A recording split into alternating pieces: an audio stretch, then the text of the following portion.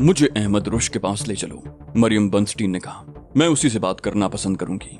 मैंने कहा, तुम अहमद रुश को कैसे शनाख्त करोगी? मुमकिन है मैं ही अहमद रुश हूँ। उसने बड़े यकीन से कहा, नहीं, तुम अहमद रुश नहीं हो सकते। मैं हैरान रह गया। मैंने पूछा, क्या तुम उसे पहचानती हो? तुमने उसकी तस्वीर कहीं देखी है या उससे मुलाकात हो चुकी है? मरियम बर्नस्टीन ने कहा, न मैंने उसकी तस्वीर देखी है और ना ही उससे कभी मेरी मुलाकात हुई है। मैंने उलझ कर पूछा, फिर आखिर तुम्हारे पास उसकी शनाख्त का क्या जरिया है? वो बोली, मैं उसे उसकी आवाज से पहचान सकती हूँ। दौरान परवाज ट्रांसमीटर पर मैंने उसकी आवाज सुनी थी। मेरे होंठ दायरे की सूरत इख्तियार कर गए। ओह, वो खासी ज़हीन थी। ज़हीन न होती तो कनेसेट की रुकन क्यों कर मुंतखब हो पाती। मरियम बर्नस्टीन ने मुझे टोका, तुम क्या सोचने लगे? मुझे उसके पास ले जाने में तुम्हें क्या कबाहत महसूस हो रही है? मैंने कहा, मैं सोच रहा हूँ ऐसी क्या बात है जो तुम अहमद रुश के अलावा किसी और से नहीं कर सकती। मरियम बर्नस्टीन ने मुस्तरिबाना अंदाज में कहा, बात तो मैं किसी से भी कर सकती हूँ, लेकिन वो इंचार्ज है ना। जल्दी करो वरना दोनों फरीक कहीं आपस में न भिड़ जाएं। मैंने कहा, तुम अहमद रुश से मिलना तो चाहती हो, लेकिन क्या तुम्हें अंदाजा है कि वो फितरतन किस किस्म का शख्स है? वो बोली, मैं उससे एक सफीर की हैसियत से मिलना चाहती हूँ। उसकी फितरत से मुझे कोई गरज नहीं है। मैंने कहा, तुम एक औरत हो, जवान और खुश शक्ल भी हो, इसलिए मैं तुम्हें खबरदार करना अपना फर्ज समझता हूँ। मरियम बर्नस्टीन ने बड़ी मासूमियत से कहा, अगर सिर्फ इतनी सी कीमत पर बिला वजह होने वाला खून खराबा रुक जाए तो मैं इसे बहुत सस्ता सौदा समझूंगी। मैंने एक तवील सांस लेकर कहा, तुम इस हिमाकत का इर्तिकाब करने पर मुसिर हो तो मैं अहमद रुश से तुम्हारी मुलाकात कराए देता हूँ। मैंने वहीं से रुश को आवाज दी। रुश ने ऊंची आवाज में पूछा, तुम खतरे में तो नहीं हो? और मैं समझ गया कि उसे अब भी अपनी सलामती की फिक्र लाहक है। मैंने कहा, मैं खतरे में होता तो तुम्हें आवाज देता। चले आओ, कोई खतरा नहीं है। मरियम बर्नस्टीन ने कपकपाती आवाज में पूछा, क्या अहमद रुश यहीं मौजूद है? उसके लहजे से मुसर्रत झलक रही थी। मैंने कहा, हाँ, वो यहीं मौजूद है, हम दोनों साथ ही इस तरफ आए थे। वो बोली, ओह, मैं कितनी खुशकिस्मत हूँ। मैंने सोचा भी नहीं था कि उससे मुलाकात इतनी आसानी से हो जाएगी। अंधेरे में अहमद रुश की आवाज उभरी, क्या बात है अली, तुम किससे बातें कर रहे हो? मैंने कहा, करीब आ जाओ रुश, ये मरियम बर्नस्टीन है, कनेसेट की रुकन, तुमसे कुछ मज़ाकरात करना चाहती है। अहमद रुश ने तंजिया लहजे में कहा, यह भी यहूदियों की कोई चाल मालूम होती है। मैंने बेनियाजी जाहिर की, कहा, यह सोचना तुम्हारा काम है।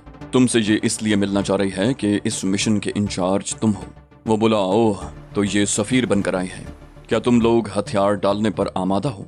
मरियम बर्नस्टीन बोली, मैं सफ़ीर बनकर नहीं आई, अपनी ज़ाती हैसियत में तुमसे कुछ बातें करना चाहती हूँ। अहमद रुश ने कहा, तुम्हारी ज़ाती हैसियत भी तो कुछ कम नहीं है, आखिर तुम पार्लियामेंट की रुकन हो। मरियम बर्नस्टीन ने एहतजाजी लहजे में कहा, यह भी दुरुस्त नहीं है, मैं तुमसे इंसानियत के नाम पर अपील करना चाहती हूँ, खून खराबा मत करो। रुश बोला, तुम लोग तो वैसे भी अमन कॉन्फ्रेंस के इनेकाद के लिए निकले थे, तुम्हारी ये अपील हैरान कुन तो नहीं है? मैंने कहा, ये तो बहस तलब बातें हैं, सवाल ये है कि जैक हैसनर कहाँ है? मरियम बर्नस्टीन बोली, वापस चला गया, हमला नाकाम होने के सबब सब के सब पसपा हो गए। मैंने कहा, लेकिन अहमद रुश का ख्याल है कि जैकब हैसनर उसकी गोली का निशाना बन गया था। मरियम बर्नस्टीन ने कहा, वो हैसनर नहीं था, मैं उस वक्त यहीं मौजूद थी। हैसनर ने इस चट्टान के अकब से झांका था, उसने पसपाई का ऐलान किया और वापस पलट गया। उसके साथ मौजूद बदकिस्मत शख्स ने, जिसकी लाश तुमने थोड़ी देर पहले दरियाफ्त की है, उसके हुक्म पर अमल करने से कबल झांकने की कोशिश की थी और वही लम्हा उसकी जिंदगी का आखिरी लम्हा साबित हुआ। मैंने अहमद रुश से कहा, शायद इसी वजह से तुम्हें गलत फहमी हुई थी कि जैकब हैसनर तुम्हारी गोली का निशाना बन गया है। रुश गुर्राया, वो कब तक मुझसे बचता रहेगा? मैं उसे हरगिज जिंदा नहीं छोड़ूंगा। मैंने कहा, फिलहाल वो जिंदा है और हमें वक्त जाया करने की बजाय जल्द अज जल्द असलहा इकट्ठा कर लेना चाहिए। मरियम बर्नस्टीन ने कहना चाहा, सुनो, क्या ऐसा नहीं हो सकता कि? मैंने उसका जुमला मुकम्मल न होने दिया। मैंने उसका हाथ पकड़ते हुए कहा, तुम भी हमारे साथ आओ, तुमसे बाद में बात होगी। मरियम बर्नस्टीन गुर्राई, तुम बदतमीज हो, मैं तुम्हारे इंचार्ज से बात कर रही हूँ, तुम क्यों दखल अंदाजी कर रहे हो? मैंने हंसकर कहा, इंचार्ज किस्म की फजूलियात तुम्हारे यहाँ होती होंगी, हमारी तरफ तो हर शख्स इंचार्ज होता है। मरियम बर्नस्टीन ने मुझसे जोर आजमाई करने की नाकाम कोशिश करते हुए कहा, मैं कहती हूँ मेरा हाथ छोड़ो वरना अच्छा नहीं होगा। रुश ने पिस्तौल की नाल उसकी कनपट्टी से लगा दी। बोला, चलती रहूं वरना मैं तुम्हारे भेजे में सुराख कर दूंगा। मरियम बर्नस्टीन के हाथ पर मेरी गिरफ्त बरकरार थी। उसने भी जिद्दोजहद करना तर्क कर दिया था और सहरज़दा अंदाज में ऊंचे नीचे रास्तों पर हमारे साथ चल रही थी।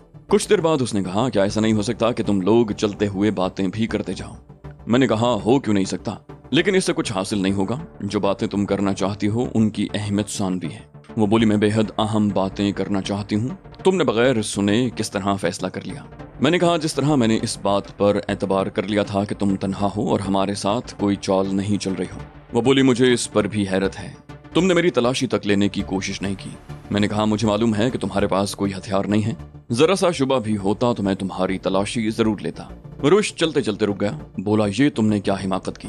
किसी भी यहूदी पर आंखें बंद करके एतमाद नहीं किया जा सकता। मैं इसकी तलाशी लूंगा। मैंने मरियम बर्नस्टीन का हाथ छोड़ दिया। कहा, जरूर लो, अगर तुम इसके पास से कुछ बरामद कर सके तो मुझे खुशी होगी। अहमद रुश ने मरियम बर्नस्टीन की जामा तलाशी ली, मगर उसे सख्त मायूसी हुई। उसके पास से वाकई कुछ बरामद नहीं हो सका था। रुश ने बेएतबारी से कहा, मुझे यकीन नहीं आता, हमारे खिलाफ कोई गहरी साजिश हो रही है। मैंने कहा, जो भी साजिश होगी सामने आ जाएगी, इस वक्त तो उनसे मुकाबला करने की तैयारी करो। हम एक बार फिर पहाड़ी रास्तों पर चल पड़े। काफी तलाश और जुस्तजू के बाद हम 6 मजीद ऑटोमेटिक राइफलें और खासी तादाद में फालतू मैगजीन तलाश करने में कामयाब हो गए। मैंने कहा, इतना बहुत है रुश, मेरे ख्याल में हमें फौरन वापस निकल जाना चाहिए। रुश वापसी के लिए फौरन ही तैयार हो गया। वापसी का सफर हमने बहुत तेजी से तय किया। कुछ ही देर बाद हम दोबारा बुलंदी पर मौजूद थे। मरियम बर्नस्टीन ने चुप साध रखी थी। मैंने अहमद रुश से कहा, मैं यहीं रुकूंगा, क्या तुम ये असलहा सैद तक पहुंचा सकोगे? रुश बोला, अगर हम अपने लिए भी 1 या 2 राइफलें रख लेते तो बेहतर होता। मैंने कहा, 2 राइफलें हमारे पास रहेंगी, बकिया असलहा सैद को पहुंचाना है। अहमद रुश असलहा लेकर चला गया और मैंने नीचे तारीकी में निगाह दौड़ाई, जहां किसी नकलो हरकत के आसार दिखाई नहीं दे रहे थे। दफतन मरियम बर्नस्टीन ने अकब से मेरे कंधे पर हाथ रखते हुए कहा, सच बताओ, तुम कौन हो?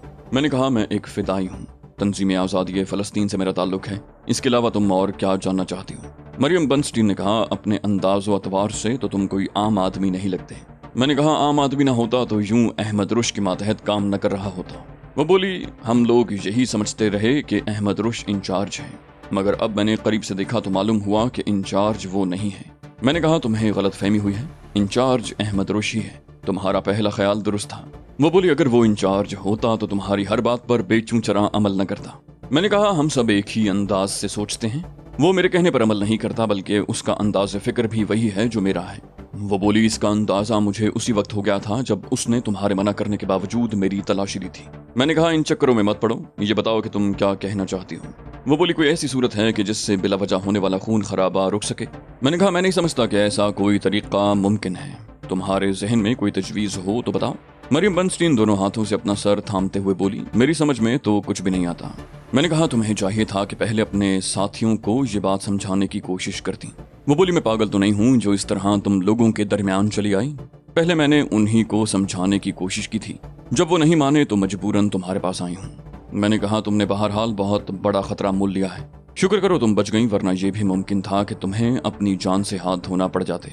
वो बोली, मैं जानती हूँ, हर खतरे से बखूबी वाकिफ हूँ और मैंने बहुत सोच समझ कर ये कदम उठाया है। मैंने कहा, तुम्हारा ये इक़दाम मेरे लिए हर एतबार से हैरान कुन है। तुमने किस बुनियाद पर ये फर्ज कर लिया था कि हम लोग जरूर आएंगे? वो बोली, मैं तो पहले ही तुम लोगों से मज़ाकरात करना चाह रही थी। मैंने ये तजवीज़ जैकर हैसनर के सामने भी रखी थी, मगर उसने मेरी तजवीज़ ये कहकर मुस्तरद कर दी कि फ़लस्तीनी गोरीले सिर्फ एक ही ज़बान समझते हैं और वो ज़बान है ताकत की ज़बान। मैंने हर मुमकिन कोशिश की कि खून खराबा ना होने पाए, मगर किसी ने मेरी एक न सुनी। उसके बाद जाहिर है यही सूरत रह जाती थी कि मैं किसी तरह तुम लोगों तक पहुंचकर तुमसे इस बात की अपील करूं, शायद इस तरह कुछ बात बन जाए। मैंने कहा, खा इस कोशिश में तुम्हें अपनी जान से ही क्यों ना हाथ धोने पड़ जाएं। वो बोली, इसका खतरा था, मगर मेरे लिए उन लोगों के दरमियान से निकलने का कोई मौका नहीं था। ये मौका मुझे उस वक्त मिला जब मैं उनके सामने हमले में शरीक हुई और उन्हें अफरा तफरी के आलम में फरार होना पड़ा। किसी को एहसास भी नहीं हो सका होगा कि मैं पीछे रह गई हूँ। मुझे यकीन था कि जल्दी या बदेर तुम लोगों में से कोई ना कोई नीचे जरूर उतरेगा। मैंने कहा, माफ करना मरियम, तुम लोगों को अपनी ताकत का ज़ोम बहुत ज्यादा है, वरना ये नौबत ना आती। वो बोली, तुम शायद मेरी बात का यकीन न करो, लेकिन ये हकीकत है कि मैं शुरू से ही ताकत के इस्तेमाल के खिलाफ रही हूँ। मैंने कहा, खुसूसन अमन कॉन्फ्रेंस में हथियार बदस्त शिरकत की मुखालफत की है। मरियम के मुंह से रवा रवी में निकला हाँ, और फिर वो यकदम ही चौंक कर मुझे देखने लगी। उसके लहजे में हैरत थी। मैंने मुस्कुरा कर कहा, ऐसी ही मालूमात पर हम अपने हर मिशन की बुनियाद रखते हैं। वो बोली, ये तो अंदर की बात है, इसके बाहर निकलने का सवाल ही पैदा नहीं होता। मैंने कहा, तो फिर मुझको अंदर का आदमी समझ लो, बाहर के आदमी के इल्म में तो ये बात नहीं हो सकती। वो बोली, मैं शुरू से ही इस अधेड़ बुन में हूँ कि आखिर तुम कौन हो, किस मुल्क से ताल्लुक रखते हो। मैंने उसे टोका, कहा, मुल्क से नहीं तंजीम से। ہم لوگوں کا تعلق کسی ملک سے نہیں ہوتا، ہم تو بس ایک تنظیم کے لیے کام کرتے ہیں، ہم کوئی بھی ہوں ہمارا مقصد ایک ہے۔ وہ بولی میں جانتی ہوں کہ تنظیم آزادی فلسطین میں مختلف ممالک سے تعلق رکھنے والے مسلمان شامل ہیں۔ مثال کے طور پر احمد رش عراقی ہے، لیکن زیادہ تر کا تعلق عرب ممالک سے ہے۔ اس کے علاوہ کچھ افریقی مسلمان بھی اس تنظیم میں شامل ہیں، مگر وہ سب کے سب اپنے لب و لہجے سے پہچانے جاتے ہیں۔ مگر تم، میں نے اس کا جملہ مکمل کرتے ہوئے کہا، میں اپنے لب و لہجے کے باعث کسی یورپی ملک کا باشندہ لگتا ہوں، کیوں؟ یہی بات ہے نا؟ مریم بنسٹین نے کہا، ہاں، تم واقعی کسی یورپی کی طرح انگریزی بول رہے ہو، مگر میں اسے تسلیم نہیں کر سکتی کہ تمہارا تعلق یورپ سے ہو سکتا ہے۔ میں نے خالص امریکی لہجے میں کہا، تم بالکل غلط سمجھ رہی ہو، میں امریکی ریاست کیلیفورنیا کا باشندہ ہوں۔ مریم حیرت سے بولی، کمال ہے، کوئی سننے والا یہ نہیں کہہ سکتا کہ تم امریکی نہیں ہو۔ میں نے ہنس کر کہا، لیکن یہ بھی غلط ہے، صحیح بات تو یہ ہے کہ میں ایک یہودی ہوں۔ اس بار میں نے عبرانی زبان استعمال کی۔ مریم بنسٹین چونکی اور پھر اس نے ایک طویل سانس لی۔ بولی، میں سمجھ گئی کہ تم کئی زبانیں اہل زبان کی طرح بول سکتے ہو، تمہاری قومیت کا اندازہ لگانا ناممکن نہیں ہے۔ میں نے بڑی سنجیدگی سے عبرانی میں کہا، آخری بات میں نے بالکل درست کہی ہے، کچھ عرصہ قبل تک میں اسرائیلی شہری تھا۔ مریم نے غصیلے لہجے میں کہا، یہ ناممکن ہے، کوئی اسرائیلی ایسی حرکت نہیں کر سکتا جیسے تم نے کی ہے۔ میں نے بے پرواہی سے کہا، کوئی کر سکتا ہو یا نہ کر سکتا ہو، مگر میں نے تو یہی کیا ہے۔ وہ بولی، تم بکواس کرتے ہو، دنیا کا کوئی یہودی اپنے مفادات سے غداری نہیں کر سکتا۔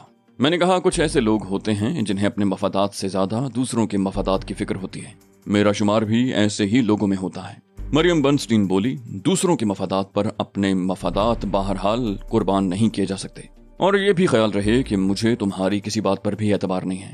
اسے میری کسی بات پر یقین ہوتا یا نہ ہوتا، مجھے اس سے کوئی دلچسپی تھی بھی نہیں۔ میں نے تو محض اس کی توجہ اپنی ذات کی جانب سے ہٹانے کے لیے اوٹ پٹانگ گفتگو چھیڑ دی تھی۔ معلوم نہیں کیوں وہ اچانک مجھ میں دلچسپی لینے لگی تھی۔ میں چونکہ اپنی شخصیت کو فی الحال تاریکی میں رکھنا چاہتا تھا، اس لیے ضروری تھا کہ اس کی توجہ اپنی جانب سے ہٹا دیتا، اور میں اپنی اس کوشش میں کامیاب بھی رہا۔ جن خطوط پر وہ پہلے سوچ رہی تھی، اگر انہی پر سوچتی رہتی تو کچھ عجب نہیں تھا کہ علی یار خان تک پہنچ جاتی۔ اسرائیلی حکام کے لیے یہ نام بہت زیادہ آشنا تھا۔ گو کہ گوئٹے ہل کے جنرل ٹیرس کے ساتھ مل کر میں نے اپنی موت کا جو ڈرامہ رچایا تھا، اس کے بعد مجھے مردہ تسلیم کر لیا گیا تھا۔ لیکن بعد میں کچھ لوگوں کے علم میں یہ بات آ گئی تھی کہ میں زندہ ہوں، بلکہ وہ محض ایک ناٹک تھا۔ چونکہ کچھ لوگ اس بات سے واقف تھے، جن میں بہت سے یہودی بھی تھے، خاص کر اولیو ہاورڈ اور ہاروت رابیل سر فہرست تھے۔ ان کے گروہ کے بہت سے لوگ بھی میری زندگی سے واقف رہے ہوں گے، اور یہ کچھ عجب نہیں تھا کہ میری زندگی کی خبر ابراز نہ رہی ہو۔ ایسی صورت میں کسی کے لیے بھی یہ نتیجہ اخذ کرنا زیادہ مشکل نہ ہوتا کہ میں کون ہوں۔ میں نے طنزیہ لہجے میں کہا، دانش مندی کا تقاضا تو یہی ہے کہ اپنے مفادات پر دوسروں کے مفادات قربان کر دیے جائیں۔ مریم بنسٹین نے الجھے ہوئے انداز میں کہا، معلوم نہیں تم کون ہو اور کیا ہو، اور سب کچھ جانتے ہوئے بھی مجھ پر طنز کیوں کر رہے ہو؟ میں نے کہا، سب کچھ جانتا ہوں، اسی لیے تو تم پر طنز کر رہا ہوں، تم نے خود ہی مجھے اندر کا آدمی قرار دیا ہے۔ وہ بولی، تمہاری معلومات پر حیرت کا اظہار کیا تھا، ورنہ یہ ممکن نہیں ہے کہ تم اندر کے آدمی ہو۔ میں نے کہا، فلسطینی بہت آگے بڑھ چکے ہیں مریم بنسٹین، یہ تمہارے حکام کی غلطی ہے کہ وہ انہیں اب بھی پہلے کی مانند نہتا تصور کرتے ہیں۔ وہ بولی، تم بالکل غلط کہہ رہے ہو، اگر وہ فلسطینیوں کو کمتر سمجھتے ہوتے تو اتنے سخت حفاظتی انتظامات ہرگز نہ کرتے۔ میں نے کہا، بدقسمتی سے میں ان تمام حفاظتی انتظامات سے واقف ہوں جو یہودیوں نے اپنے طیاروں کے لیے کیے تھے، اس لیے میں تم سے ان حفاظتی انتظامات کی تفصیلات نہیں پوچھوں گا۔ لیکن کیا ان کی دانست میں ان کے حفاظتی انتظامات مکمل نہیں تھے؟ ایل کی ان پروازوں کو دنیا کی محفوظ ترین پروازیں قرار نہیں دیا گیا تھا؟ وہ بولی، ہاں ایسا ہی تھا۔ تو اس سے کیا ظاہر ہوتا ہے؟ یہی نہ کہ اسرائیلی حکام فلسطینیوں کو کمتر نہیں سمجھتے۔ میں نے اسی کے سے انداز میں کہا، اور جو نتیجہ ہے اس سے کیا ظاہر ہوتا ہے؟ یہی نہ کہ تم لوگوں نے فلسطینیوں کی طاقت کا غلط تجزیہ کیا تھا۔ وہ بولی، ہماری سیکیورٹی نے ہر ممکن حفاظتی اقدامات کیے تھے۔ یہ الگ بات ہے کہ میں نے ان کے حفاظتی انتظامات پر سخت تنقید کی تھی۔ میں نے کہا، فلسطینیوں نے تمہارے حفاظتی انتظامات کے باوجود تمہارا ایک طیارہ تباہ کر دیا اور دوسرا محاصرے میں ہے۔ وہ بولی، اس بات سے اگر انکار کر دیا جائے کہ فلسطینیوں نے ہمارے حفاظتی انتظامات کو شکست دے دی ہے، تب بھی یہ حقیقت تبدیل نہیں ہوگی۔ میں نے کہا، میں تمہیں یہی سمجھانے کی کوشش کر رہا ہوں کہ جو کل تک بے دست و پا تھے، اب وہ ایک قوت بن کر ابھر رہے ہیں۔ وہ بولی، اپنی اس درندگی کو کیا کہو گے کہ تم نے ایک پورا جہاز بلا سبب تباہ کر دیا؟ میں نے کہا، وہ فرد واحد کی حرکت تھی، اس لیے یہ سوال تم احمد رش سے ہی کرنا۔ وہ بولی، تم بھی تو فرد واحد ہو۔ میں بھی تو فرد واحد ہوں، फिर तुम मुझसे इस किस्म की बातें क्यों कर रहे हो? क्या मैं अपनी कौम, अपने मुल्क की तरफ से जवाबदेह हूँ? मैंने कहा तुम इसराइली पार्लियामेंट की रुकन हो, इसलिए तुम यकीनन अपने मुल्क की तरफ से जवाबदेह हो। वो बोली कुछ देर कबल तुम कह चुके हो कि तुम में से कोई भी इंचार्ज नहीं है, हर एक की हैसियत बराबर है, लिहाजा तुम में से हर शख्स जवाबदेह है। मैंने बरजस्ता कहा बिल्कुल है, इसीलिए तो मैं कह रहा हूँ जिसने तैयारा तबाह किया था उससे सवाल करना। मरियम बर्न्सटीन लाजवाब सी हो गई, लेकिन उसने फौरन ही संभाला ले लिया। बोली लेकिन तुम्हें ये तस्लीम करना पड़ेगा कि तैयारे को तबाह कर देने का फेल काबिल मुजम्मत है। मैंने सर्द महरी से कहा इससे पहले ये तस्लीम करना होगा कि दूसरे की सरजमीन पर तसल्लुत जमा लेना भी काबिल मुजम्मत है। वो बोली तुम यही मसला हल करने के लिए तो घर से निकले थे, लेकिन तुम लोगों ने हमारा मिशन तबाह कर दिया। मैंने कहा इस मसले में हल करने के लिए कुछ नहीं रखा, ये तो 2 और 2 4 वाला मामला है।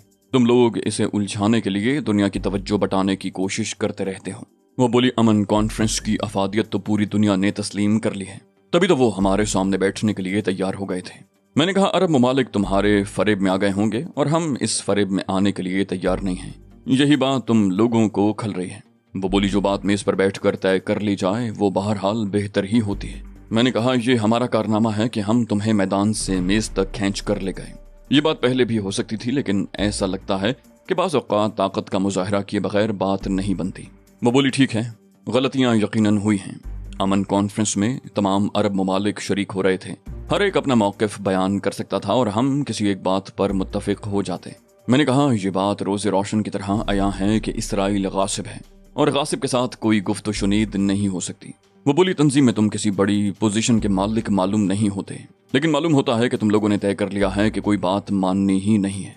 मैंने कहा यह हकीकत है कि मैं तंजीम का एक अदना कारकुन हूँ, और ये भी कि तंजीम के हर फर्द ने तय कर लिया है कि फ़लस्तीन को इसराइल के तसल्लुत से आज़ाद करवाने से कम कोई बात नहीं मानेंगे। मरियम बर्न्सटीन ने खासे मायूसाना लहजे में कहा तो क्या इसका इत्तलाक इस मकाम पर भी होता है? ये तो इसराइल नहीं है, हम क्यों बिला वजह खूंरेजी कर रहे हैं? मैंने कहा मुमकिन है अपनी ज़ात की हद तक तुम माकूलियत का मुजाहरा करो, मगर तुम अपने हम वतनों को किसी तरह कायल नहीं कर सकोगी। मरियम ने तवील सांस ली, बोली यही तो मुश्किल है, मैं अपने साथियों के जहनों में अपनी बात नहीं उतार सकती, और अगर तुम चाहो तो तुम भी अपने साथियों से अपनी बात नहीं मनवा सकोगे। मैंने कहा मेरे साथ अगर कभी ऐसी सूरत हुई तो मैं उनसे अलहदगी इख्तियार कर लूंगा। मैंने उसे ये न बताया कि माजी में ऐसा हो भी चुका है। वो बोली मुमकिन है तुम ऐसा करने पर कादिर हो, मगर मैं ये नहीं कर सकती, वरना कब की उनसे अलहदा हो चुकी होती। मैंने कहा तुम जो कुछ भी हो इसराइल की वजह से हो, इसराइल नहीं रहेगा तो तुम्हारी पोजीशन खाक में मिल जाएगी, ये तुम्हारी कमजोरी भी है और मजबूरी भी। वो बोली शायद तुम्हारी बात दुरुस्त है, मुमकिन है मैं ही गलती पर हूँ, यहूदी भी गलती पर हो सकते हैं, लेकिन क्या फलस्तीनी कभी गलती नहीं करते? मैंने कहा मेरा मतम नज़र ये है कि बड़ी गलती के जवाब में छोटी गलती नज़रअंदाज कर देनी चाहिए। वो बोली क्या मैं इससे ये नतीजा अखज़ करूँ कि तुम अहमद रुश को तैयारा तबाह करने में हक बजानिब समझते हो?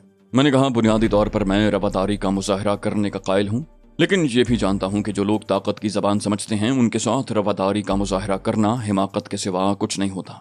मैं अहमद रुश को तैयारा तबाह करने में हक बजानिब नहीं समझता, ताहम ये ज़रूर है कि उसने कुछ ऐसा ज़्यादा गलत भी नहीं किया। वो बोली और अब यहाँ एक खूंरेज जंग लड़ी जा रही है, दोनों तरफ के लोग मारे जाएंगे, इससे तुम लोगों को क्या फ़ायदा पहुँचेगा? मैंने कहा जिस तरह फ़लस्तीनी अपनी बका की जंग लड़ रहे हैं तुम भी तो लड़ो, तुम्हें मालूम होना चाहिए कि बका की जंग क्या होती है और क्यों लड़ी जाती है। वो बोली तुम्हारी बातों से जाहिर होता है कि तुम लोग अमन कॉन्फ्रेंस को सबोताज करना चाहते हो, तुम इसमें कामयाब भी हो गए, अब तुम क्या चाहते हो?